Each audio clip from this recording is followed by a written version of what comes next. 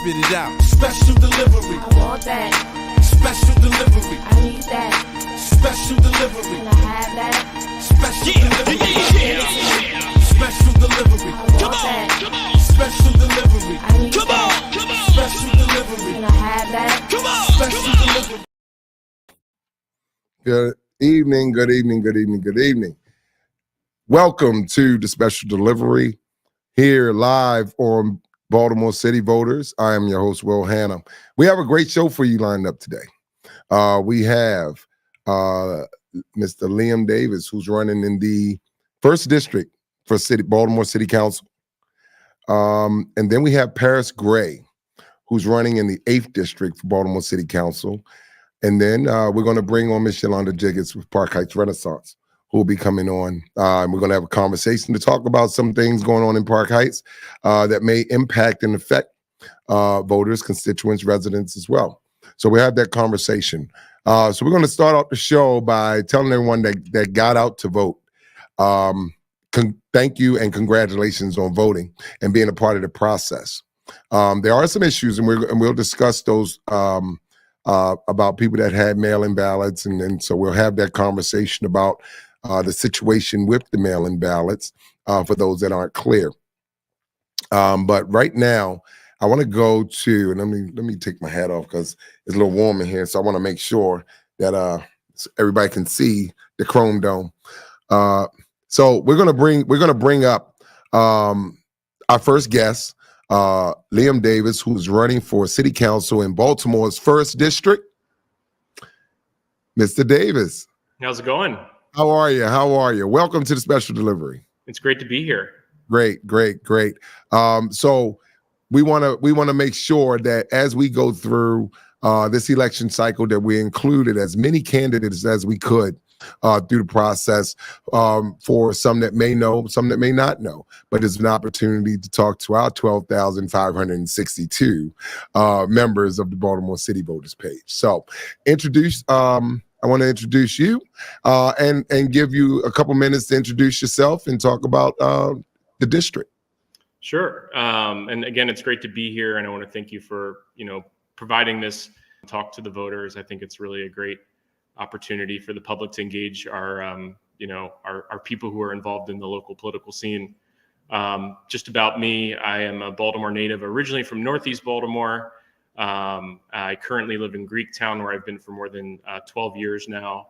And I served as community president for 4 years, but I also have an extensive experience within city government. I started out as an intern in Jack Young's office, served as a community liaison, eventually chief clerk, and then also as a legislative aide. And that kind of paved the way for my current position, where I'm at City Department of Transportation, where I serve as the legislative affairs manager. And during my time there, we've accomplished a lot of great policy and legislation that's going to have a profoundly positive impact on the city of Baltimore and the people of Baltimore for years to come. And my hope is to serve on the city council. We have an open seat here in the 1st District in a very competitive race.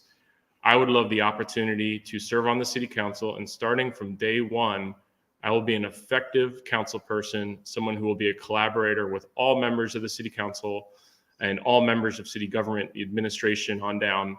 And we will move the needle. I will work with our city agencies. I will work with our city employees to really identify ways that we can make our city agencies operate more efficiently and deliver core city services that people expect, and honestly, that they deserve as taxpayers, to really improve the lives of Baltimoreans. And I think we're going to start small, knocking out some probably more simple problems to solve. And as we build that momentum, we can focus on addressing some of Baltimore's more systemic issues.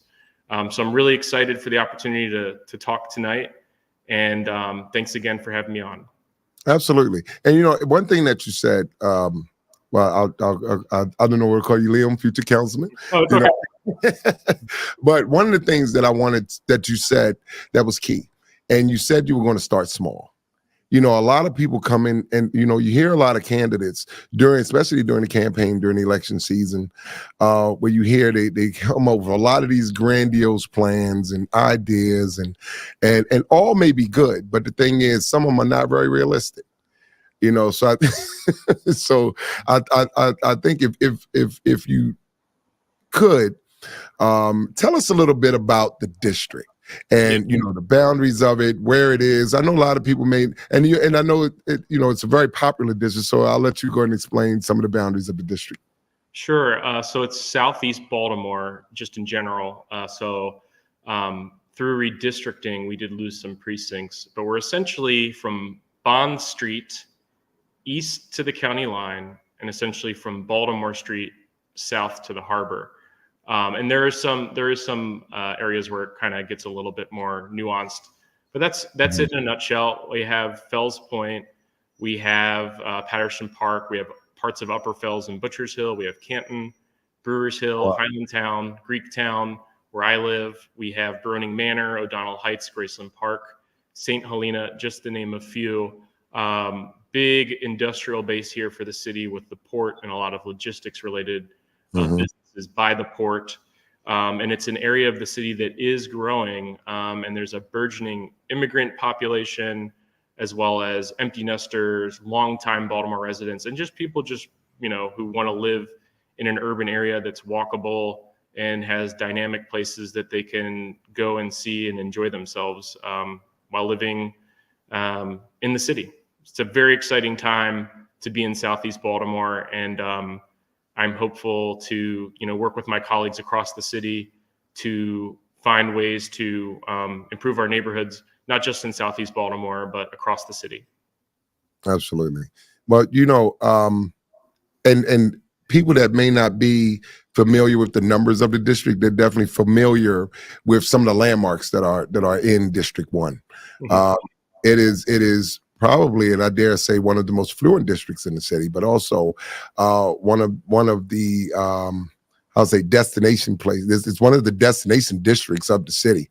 So I commend the yeoman's work that you've done over the past few years. A lot of things that you said in the lead up to this was about your record and where you've worked, what you've done. What a lot of people don't understand is sometimes it takes relationships in getting things done. And you've had some very healthy relationships with some people in the city. So I just wanted to if you could expound on that a little bit about your method and how you look to get some things done in the first district.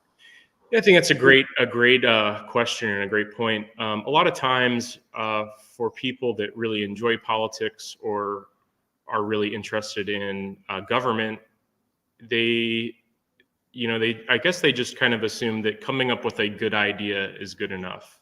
When the reality is you need to have strong relationships with people, build coalitions with people. And that's really part of my core job as legislative affairs manager for City DOT, is maintaining legislative relationships. And that happens in a whole lot of different ways, but really at its core, it's about being dependable and being honest. And you're there to help when you can help. And when someone asks you for help and it's a more complicated situation that's going to take more time and more effort and more people to pitch in, honesty comes a long way. And I'm proud to say that I have secured the endorsement of a majority of the members of the city council, 8 members. And that's in part due to those relationships I've built over my career. And they haven't always been, smooth sailing. There's been times where I've had to have difficult conversations or where people have been very frank with me. But at the end of the day, people know that they can call me. I will pick up or I will call back, and I will definitely try to help. I'm always there to try and help solve problems. Absolutely. Now, one of the higher priorities for most of the members of city council, and even to residents, is constituent services. And it's one of the things that what do you see in your part of the city that is the biggest need as it relates to constituent services? Because it varies district to district and different parts of the city. geographically? And it's going to vary from neighborhood to neighborhood. And here in Southeast Baltimore, we definitely see some of that. We have neighborhoods that are historic districts like Chap, where, things, it could be as simple as, someone, has the wrong color door that doesn't meet Chap standards. And that might sound funny to somebody who lives in Greektown where, we're dealing with illegal dumping. So it's going to vary. And my experience in city government has provided me the opportunity to have a whole host of challenges thrown my way. Mhm. And you have to kind of learn over time the labyrinth that city government is. It's a massive, massive entity with a $4 billion operating and capital budget included, with 10,000 full-time employees. And I think when you include seasonal, it gets up to 14,000. So the issues across the board are going to vary from neighborhood to neighborhood. But I would say there's also standard issues that people care about. They want to feel safe when they walk out their doors and go to work or go shopping. They don't want to have to worry about looking over their back to make sure they walk to their car safely or walk to the bus stop safely. They want to make sure that, when they get a water bill in the mail, that it's accurate. They want to make sure that, whether you're taking a bus or riding a bike or driving a car, that the pavement is in a good condition, that is not dangerous for anyone riding or walking or driving in their car. So there's standard issues across the board that are every neighborhood's going to care about. And then there's unique concerns. Like Fells Point is a major nightlife district. So there's a lot of bars and people from coming outside of the neighborhood who are having a good time. Same thing with Canton. And then in places like Greektown and Highlandtown, we have new residents and they're major immigrant centers. And they're going to want to help getting connected to city services that, there might be a language barrier. So it will differ from constituency to constituency and from neighborhood to neighborhood, and sometimes even block to block. But at the end of the day, people just want a city government that's responsive. They want a city government that listens to them. And, we feel like on my team, we've created a platform that's dynamic based on all the conversations we've had over the past year. And they're really focused on solving problems that I think city government should focus on, and that's well within our capacity to solve. So I'm very excited about the prospect of being the first district city councilman. Absolutely. Absolutely. And, I will say this, and I'll say this to you directly. I'm very impressed by your campaign. And, you seem to have a very clear understanding of the district itself and its needs. And so I think, that's commendable. That's very commendable. Thank you so much. And I owe it to my team. I have an amazing campaign manager. I have an amazing field director. My treasurer is my best friend growing up. My finance director has been doing an amazing job. And we have an amazing group of volunteers and supporters who I am constantly having to pinch myself to be like, hey, is this really real? This is actually happening. I can't tell you how thankful I am. Absolutely. And, I wanted to just make sure that we're transparent with the voters that in the first district, it is an open seat because the current councilman, Zeke Cohen, is running for city council president. Yes. So I wanted to make that distinction as to how important that is. Yes. How important it is. And the representation of the first district. So I know we have you for a short time.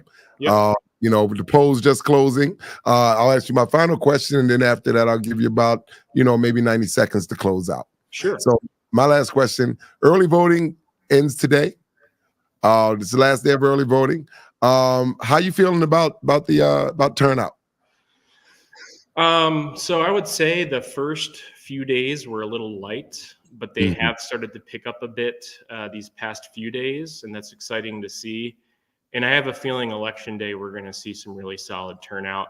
I think that a lot of people are still undecided, not only in our first district race, but in some of the up ballot races, so council president and mayor. So I totally understand voters kind of wanting to wait for the final day to make their decision. So turnout, I'm not terribly surprised about. You always want to see higher voter turnout. And I commend our state leaders for going out of their way to really make voting accessible. I think that's extremely important in a healthy democracy. But I do anticipate strong turnout on Tuesday, and we will be out there, and I will be engaging with voters over the course of the next few days up to Election Day. And I am excited. I am very excited. And I know the voters of Baltimore are excited too about the city's future. Absolutely. Any final remarks you want to give to the residents of District 1? Yeah, I would say, look, with this race, and I know you're going to be talking with Mr. Gray from District 8, and that's also a very competitive race because it's an open seat. First district is an open seat, as you had mentioned. So it's really one of the more competitive races in the city right now. And I would say we have 3 great candidates running. All 3 of us bring strong community leadership experience. Me personally, I served as community president for 4 years in Greektown. I was also chair of the MTA Citizens Advisory Committee for 2 years. I tutored reading at Reading Partners, and I was a Little League coach for John Juarez Elementary baseball team in Patterson Park, among a whole host of other volunteer activities. But I think what truly sets me apart from my opponents is my extensive experience within city government. And city government, while it has been a rewarding experience, I think anyone who has worked for the city will understand that it can also be a very challenging environment to actually move the needle and move the ball forward. With me, you will have a council person who is a freshman, but who is ready to go on day one, ready to deliver results. I'll be introducing legislation on day one. There is no learning curve with me. And that's not to say that I'm not going to always be learning in the job, but Absolutely. I do understand what it is. You will have someone who already has a coalition on the council. And I am so confident in my ability and the ability of our colleagues as we work together to help Baltimore get to where we all know it should be and where it can be. So I really hope people do consider me come Election Day. And I want to thank everybody and let them know how excited I am about this opportunity. Thank you so much, Will. It has truly been a pleasure tonight. And keep doing what you're doing. Absolutely. Well, we appreciate you.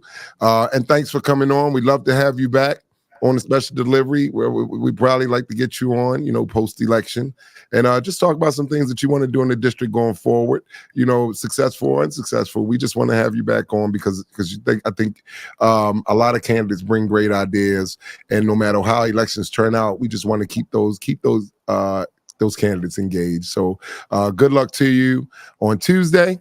And we look forward to having you back on a special delivery. This is Liam Davis, candidate for City Council, District 1, Baltimore City. See everybody. All right. Okay. So that was Liam Davis. He was pretty impressive. Pretty impressive. And I know we're gonna have Paris Gray, who's teed up and ready to go. I know he was out at Depose. I saw him out at Depose myself. So we're going to bring up Paris Gray, candidate for Baltimore City Council's 8th District. Welcome, Mr. Gray. Welcome to the special delivery. Thank you for having me, and I'm excited to have a conversation about the important issues. So thank you for having me on. Absolutely. Again, this is a platform that we wanted to give candidates an opportunity to talk to our 12, I always get in trouble for this, but I always say it anyway.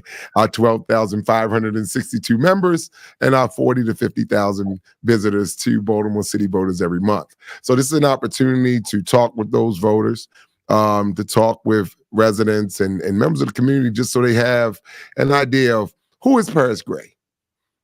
So let's start there. Who is Paris Gray? I'm a lifelong Baltimorean who is now living in the Emerson Village, Rhino Heights to be specific, neighborhood. Third generation homeowner with my lovely wife Lindsay, who's expecting. We're expecting our first child in July. I'm someone who's always loved the city, always been a big proponent of the city. All my family that lives out of town, and like my brothers and my sister-in-law, they'll tell you like I'm super pro Baltimore, and I just want to see Baltimore a better place. And any way that I can help, whether it's on the city council, whether It's in the community, whether it's at a rec league, anywhere where we can make a positive impact with the children of Baltimore, with the people of Baltimore. That's what I want to do. So I'm someone who loves the city, who will champion in the city, and will often be overly apologetic for the city. So yeah, I'm a sucker when it comes to Baltimore, because I think that we are great, but we can always be better. Absolutely, absolutely. Now you're running in the 8th Councilmatic District. Yes. For our listeners and our members that may not know the boundaries of the 8th District, so what I usually ask candidates to do is kind of give some landmarks or boundaries of the district so people can understand where you're running. Yes, so we're in the southwest corner of Baltimore City. The north part of the district, I like to call it the north part of the district. The boundary would be Liberty Heights. So Liberty Heights on the side where the ShopRite is, out to the county line, down to Granada, and then it kind of cuts through. And so we have some of Windsor Hill. We have the majority of Gwynns Falls, Lincoln Park. It goes through Dickeyville, Franklin Town, comes through West Hills, and then going down Emerson Avenue. We have, Allendale, Ronell Heights, Emerson Village, Lyndhurst, and then it borders right there on Hilton Parkway. And then if we continue to go, south, we go south down to, depending on where you are, the first part is Frederick Avenue and Hilton, going up to the county line. And then there's a little part of the district, not a little part, it's actually Yale Heights, and a little pocket called Kensington that extends down to Wilkins Avenue. I think we have like 40,000 constituents. And when it comes to like just land size, because of Lincoln Park, it's one of the bigger districts in the city. Absolutely. One of the and I just had this conversation with Liam Davis, who's running District 1. What we've seen, and even in doing some of these interviews, are some great candidates. And I mean, we've seen candidates. I had never had a conversation with you prior to, past few days. I saw you up at the polls, and and I think that we have just a good batch of great candidates in a lot of these districts who a lot of times may not actually get to hear all of their message. So that's why I take this time and kind of give candidates, 15, 20 minutes. It's very hard to do that in a candidate forum. It's hard to do that where you may get 5 minutes total to speak, so now, so tell us now, so now that we have an opportunity and just, in a relaxed environment, don't worry about the cameras and the people watching, conversation. So what would distinguish Paris Gray from any other any of your challengers or people that may be running in the 8th district? What distinguishes you from the rest of the field? Constituency wise, Paris Gray's been doing the work. No other person, no other candidate in the race will be able to say that. And I'll make a bold proclamation when it comes to liaisons. I think I've been the best liaison in the city of Baltimore, hands down. So whether it's starting the Emerson Avenue Task Force that brings folks along the corridor together to fight blight, but more important to empower them to do for themselves, right? So often we think of City Hall and the mayor and the governor and the president as someone that saves us, and what we have to start thinking of is us saving ourselves. And so I always like to educate and empower our constituents. When it our job and resource fairs, that was something that I initiated. I started my job 3 weeks before COVID-19. So, I came in thinking that, I was going to go out there and meet people in the community, and literally the world stopped. And so we started receiving calls into the office about, jobs and resources and the lack of those. And so I came up with the idea of, let's bring those to the folks that need it. And so the Emerson West Side Skills Center parking lot was the home of the first one, and it hosted several. And that's what we like to continue to do. When it comes to building partnerships with community presidents, I have a great rapport with most, if not all, of the community presidents. I'm at all the meetings. I'm hosting events. I'm going to events. I'm on the street doing the work. Every Friday, I'm out doing illegal dumping to make sure that the district stays clean. I'm going through the alleys. My car had flat tires many a times out there doing the work. So what separates me is no one's going to be able to outwork me. No one's going to be able to have those relationships that I have, whether it's with folks in City Hall, with the agencies, and even with some state partners inside the 41st and outside the 41st. I've laid the groundwork for me to be able to step in day one and just do the job. Absolutely. Now there's a dynamic in your race that's different, and I probably think in District 1 has the same thing, so I ask the same question. You're running in a seat that was that's currently occupied by Councilman Burnett, who chose not to run for re-election. Yes. So I wanted to say that in full disclosure to our listeners. So and I may know the answer. I just want you to kind of have you received the support of the councilman, Yes. of Councilman Burnett? Yes. What does that look like for you? It's been great. So when I first started working for Councilman Burnett, right after his second term, I remember just having conversations with him. Just side note, his wife and my wife are friends from high school. Oh, wow. So when he moved into the neighborhood, I remember my wife telling me, "Hey, my friend from Mount DeSale is here, and she has a husband who's really into community stuff." And I'm like, "Oh, that's great. That's great." And met him. We started talking about community stuff. He's running for city council, and so. When he started his second term, he was looking for someone to come in and, go out and, kind of be the face of the office and meet with folks and get in there and get on the streets and boots on the ground. And I remember him first saying, I'm not going to run for re-election. And how many times do you hear that, right? You hear people say, I'm not going to run for re-election. So at the end of 5 terms later. Right. And yeah, exactly. If 4 terms later, they're still there. This is the last one. So when he said that, I was like, oh, that's great. Well, whatever. For 4 years, this is something I really want to do. I always wanted to give back to my community. I always wanted to help out any way I can. And then 2 years into it, he was like, "Nah, I'm serious. I'm not going to run." And then I really started thinking about it and looking at the landscape and just hearing like about some of the folks that looked like they were going to run in the race. I couldn't. I could not throw my name in the ring. And throw my hat in the ring. So as they say, and we had that conversation, and he knew I was serious about it. And last June we started knocking doors. We hit 6,000 doors, and it's been great to have that type of support. And what's more important for the folks of the 8th that are watching, that you'll have just continuity of excellence. Councilman Burnett has done an amazing job at being the councilman for the 8th district, and I've got to sit back and learn. So all the great things he's done will continue. There are things that I can do different, right? There are relationships that I have that are different, and so the support that I've received from him has been it's been tremendous. I'm forever indebted.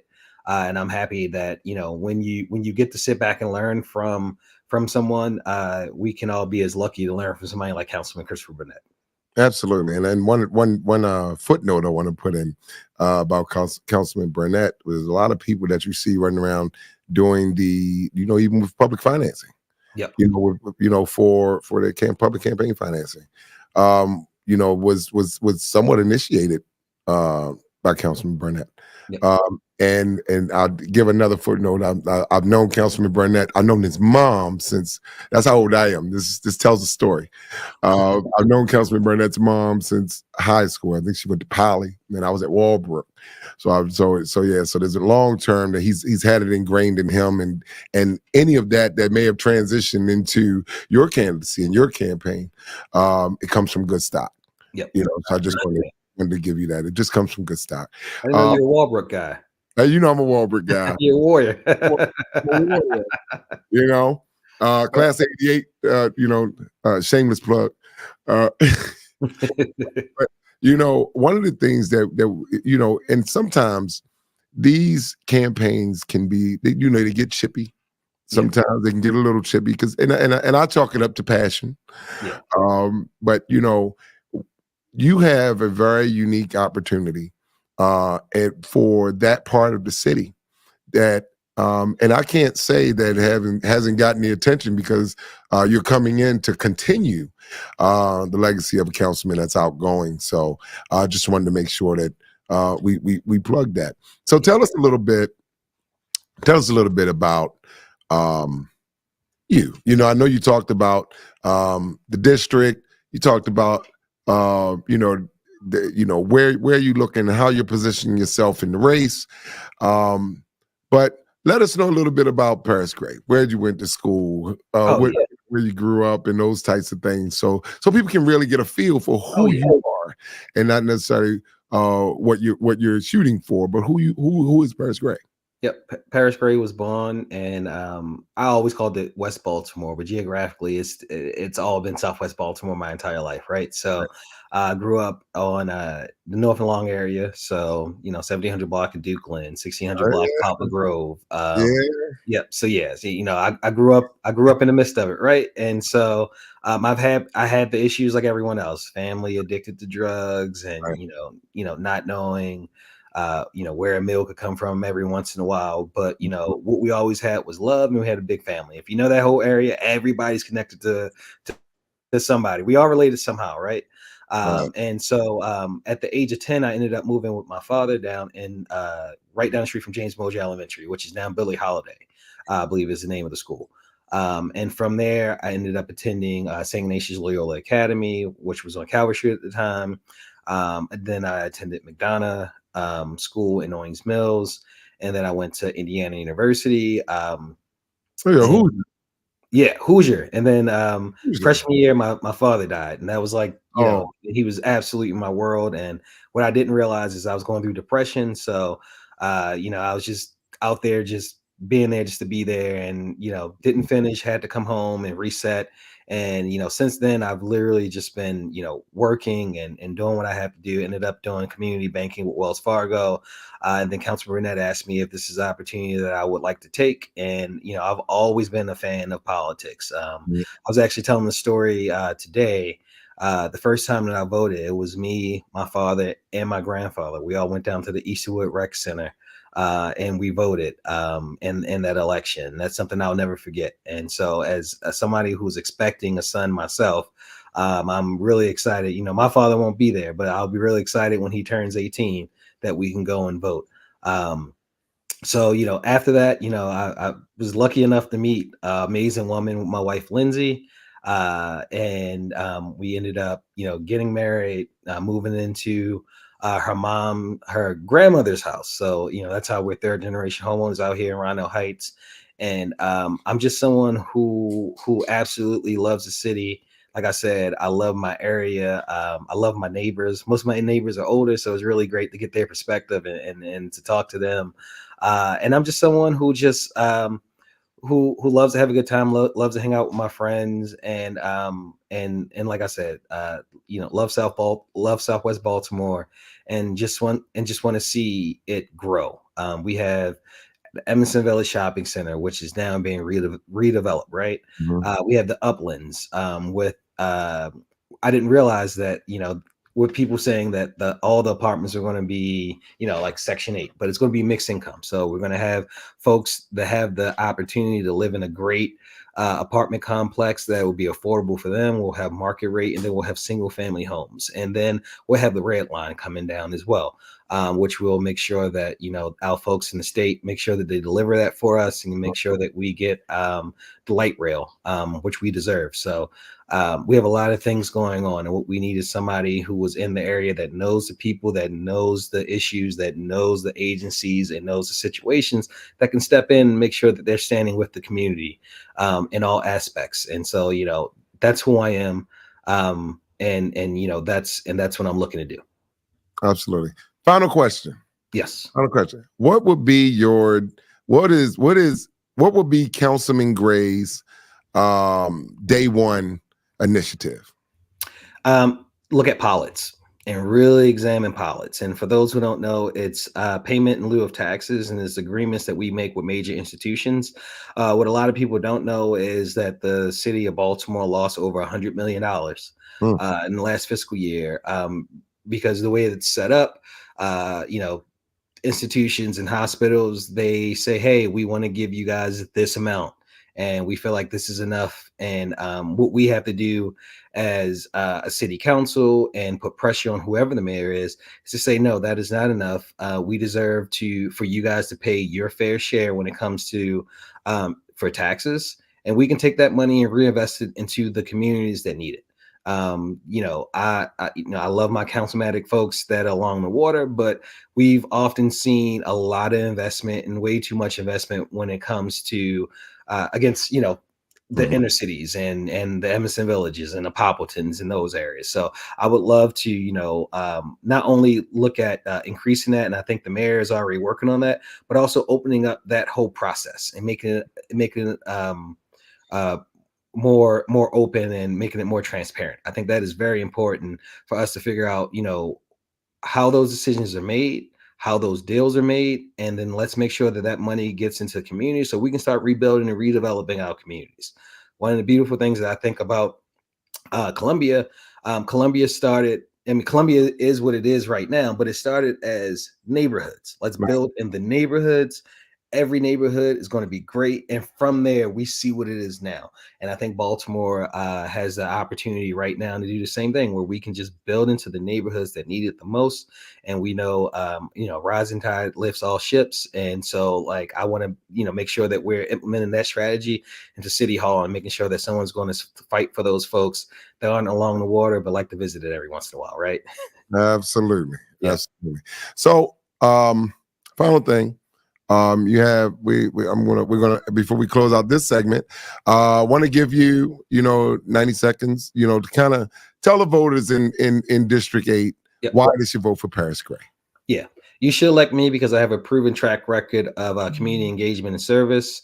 Over the past 4 years as community outreach coordinator for the 8th District, I've worked with community associations, organized events, and addressed constituent concerns. My dedication to public service and collaboration with residents has earned me that reputation as being somebody that is committed to my community. I'm always out on the streets, whether it's this Saturday, if I'm going to try to find some time because I've been leaving my guys hanging. YSL, Young Successful Leaders, which is a great mentorship group that is led by Brandon Clayton and Harold Diggs. They do a Saturday cleanup. I'm always out there, and I've shown my commitment to combating blight and enhancing the district through our Emerson Avenue task force. So, what my history of engaging with constituents and offering practical solutions and responsive leadership, I'm prepared to step in day one and do the job. And so I want our folks in the 8th District to know that not only will you have somebody that's going to fight with you, but somebody who's going to listen to you. And we're going to have disagreements sometimes, and I'll be upset with you and you'll be upset with me. One of the things I told folks when I first started as community outreach coordinator, we're always going to have a level of respect. And that's what I want to make sure that we have in the 8th District. Let's have great discourse. We're not going to always agree, but you're always going to have somebody that's going to fight for your best interests at heart and is going to love that 8th District of Baltimore. Paris Gray, candidate for Baltimore City Council's 8th District. And I just want to say thank you. Thank you for your time. And I got to tell you, you blasting the music coming through the parking lot was a good pick me up. I was out there 6:30 to 8 p.m. every day, except for today. I had to leave out for like an hour and a half to go and meet with somebody from labor. But outside of that, I've been out there on the polls. My feet are tired, but you gave me a great pick me up, so I appreciate you. I appreciate meeting you. Absolutely. And we'll talk soon. We definitely would love to have you on. If we can get you to get a quick soundbite on election day, maybe we chime in while you're at the polls or something like that. But we'd love to have you back on even after the election, just kind of see how things are going and see what you're doing in the community. Definitely appreciate it. I'm going to Baby Moon right after the election, like the week that next Monday. But after that, I'm all yours, man. Just let me know. Absolutely. We'll make it happen. All right. Appreciate it. Absolutely. All right. Bye-bye. Paris Gray. So, I'd be remiss if I didn't say I was very impressed with those two young men. Paris Gray, Liam Davis, and a lot of the candidates. I mean, if we go back and look at some of the video through this entire election season. We've had Shannon Sneed on. We've had Yolanda Pulley on. I go down a list of candidates that all had great ideas. But the thing, everybody can't win. So my hope is that that they go back and our listeners go back and our members and go back and watch some of the previous episodes and then kind of get an idea of what the people of Baltimore really are. Because a lot of times these candidates don't get the opportunities to showcase who they are, what they stand for, who they're fighting for. I know we were planning to have Yolanda Jiggets on, but with Park Heights Renaissance. But I want to address something that came up about a week ago, and it's semi-serious now, but I want to make sure that we address it to the voters as it pertains to people that have sent in mail-in ballots. And so I want to make sure that as someone that probably began to raise this issue last week when we looked at the mail-in ballots. Some people are getting the sample ballot. And even though it doesn't have sample stamped on it, what we're seeing is that people are mailing in the sample ballot. And right now, the Board of Elections has said that there's hundreds. We know that when they say that, there's probably thousands of people that have sent in mail-in ballots. And those ballots, if you sent in a mail-in ballot and it didn't have an envelope, if you sent in the sample ballot or the ballot that the Board of Elections sent you, and you did not request a mail-in ballot, that ballot that you send in will not count. Your vote will not count. What we have encouraged everyone to do, that if you voted and you sent in a mail-in ballot, whether you had the right one or the wrong one, to go on election day and vote. That way you can assure that your vote is counted. There's going to be some information that's going to come out from the Board of Elections today, tomorrow, regarding this issue. So I'm letting you all know in advance that this is, and we're hoping that it's not a widespread issue, hoping that it's just something that may be just contained to Baltimore City. But we know how these things are. If you look at your ballot, if you look at your sample ballot, and some of you that may be listening and watching now, if you look at your ballot that was sent to you by the Board of Elections, on there it says return receipt requested. That means to some people that meant that if this is the one I'm supposed to mail in because it says postage paid. On the inside of the ballot, it says official ballot, but that is not the official ballot. It also will have on there, you'll see on there, it says specimen ballot. It doesn't say the word sample on it anywhere. So we want to make sure that voters are informed to know that if you sent in a mail-in ballot, if you sent in a sample ballot, if you sent the ballot that was mailed to you in April and you did not request a mail-in ballot, your vote will not be counted. You need to go and vote. So we want to make sure that we express that to a lot of the voters. Sometimes, you would think that a lot of elected officials would be jumping up and down about this, but sometimes with incumbency, lower vote sometimes to their benefit. This should be something that that every elected official and every candidate that's running for office should be jumping and screaming about, is these mail-in ballots. And I know it may not seem like much of an issue right now, but if we were talking about just a few dozen votes, but even at that, everyone's vote should be counted. When the Board of Elections confirms that they have received hundreds of them, that is a little concerning, because we know that if they say hundreds, it means thousands. It means that there's more than what they're going to say. But to avoid any panic, we want to make sure that people are informed and go and vote. On Election Day, May 14th, please just go and vote if you want your vote to count. If you sent in a mail-in ballot, because a lot of times people couldn't differentiate between which was the actual ballot and which was the sample ballot. If your ballot had an envelope and you had sent, then that you may have had the correct mail-in ballot. But a lot of people were confused about this issue because in the last election, which was during COVID, people received mail-in ballots. So the ballot they actually received in the mail was their mail-in ballot. In this instance, they were sent out a sample ballot that looked like exactly like the last mail-in ballot that they had. So a lot of, and it confused a lot of seniors, even people that are politically astute were confused on the ballots. So I think this is something that needs to be watched. And there's not a lot of time. So so before the response from the Board of Elections was they're going to call all of these people. They're going to call all of these people that sent in these sample ballots, these hundreds of people. Now, I'm not going to say that, I don't necessarily trust the Board of Elections.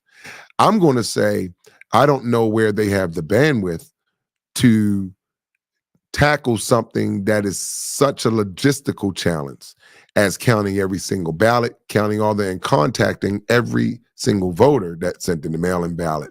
And the question you have to ask, and this is why this show exists, is because voters need to be informed on things that impact them directly. And if your vote doesn't count, I don't care if it's one person's vote that doesn't count, that's one too many. If it's one for all of us that may not be counted. And so when we look at hundreds of votes, and some of these races, we just had a couple candidates on that are in some very tight races in the 8th district and the 1st district. But if you look at races in the 7th district, look at races in the 3rd district, you can go across the board that there's some the 12th district. You can look at some very competitive races that dozens of votes could be the difference in those races. We're talking about hundreds of votes that are not going to count.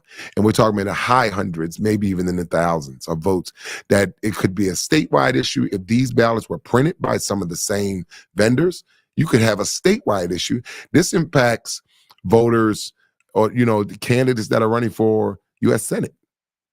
It votes all the way down and those down ballot, from the mayoral races to the city council races to, just go across the board. So it's something that we definitely want to bring to voters' attention that could be problematic. So if anyone questions, you can tell them you heard it right here on the special delivery, and they can reach out, and we'll make sure that voters get the information that they need to make sure that their vote is counted. Everyone make sure your vote is counted. If you have seniors in your family, you have young people in your family, first-time voters, make sure you give them the experience of going to the poll. Just chalk it up as that, and not hoping that this is a widespread issue with the ballots not going to be counted. Our goal is to make sure that people are informed about not only the election process, but also who's running in these very competitive races, and and making sure that you cast your vote for who you feel is the best candidate once you've heard all the information. So those are just a couple things. I want to thank Liam Davis for joining us. I want to thank Paris Gray, who's running for city council in the 8th district. I want to thank super producer Desmond Stinney here. I want to thank all of our listeners and our members of the Baltimore City Voters page. We are excited and ecstatic. We'll be doing a special show on Election Day, which I will be back to our normal time, a normal day, maybe not the same time, but our normal day. We will try and get some election coverage on Tuesday. So we're kind of, any of you that watch MSNBC or CNN, and you see how they have the big board up and they talk about what races and giving stats and updated numbers and all, we're going to kind of try to do something like that. I just don't know who's going to be my Steve Kornacki, who's going to be on the board and point and say, hey, well, this part of West Baltimore and these voters came. We want to do that. So we want to have fun with it, but we want to make sure we're keeping people informed. So remember there's going to be a special Election Day coverage and show of the special delivery. We'll have a great panel that will be joining us as well. So stay tuned and watch for all of those announcements of who's going to be on that panel, and the information that you're going to do. We'll try to do some up to the minute analysis of a lot of the races that'll be going on around the city. So we tell everybody, join us here on the special delivery right here on Baltimore City Voters Live.